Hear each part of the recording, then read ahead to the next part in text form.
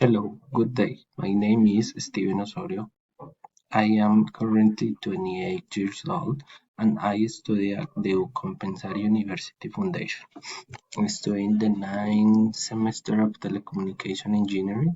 I currently work as a technical and commercial engineer in an electronic security company. In this video, I am going to present the process by which the logo of my company called Colnet was created. As a first step, I will indicate each stage of the process.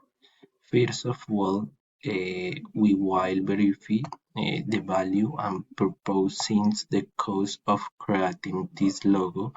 This logo costs 200,000 Colombian pesos since the creation time in Photoshop.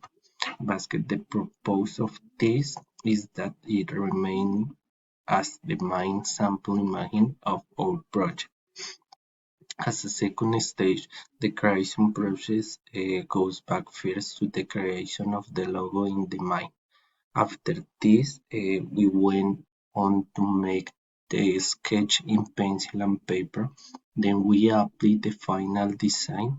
As the last step, the same paper design was captured in Photoshop, which was the program that helped us to create it where we could digitalize it to capture the final result.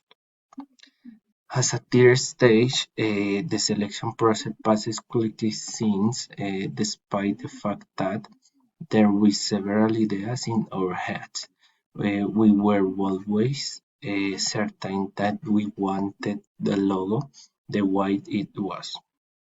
And for the fourth stage, we have the distribution process where we are going to be able to capture the logo and each and every one of the elements of the company, starting with the letterhead for each of the logos on our antennas, switch, routers, mic cards of presentation, or web page that has the same logo for the visualization and that everyone knows the company by its logo.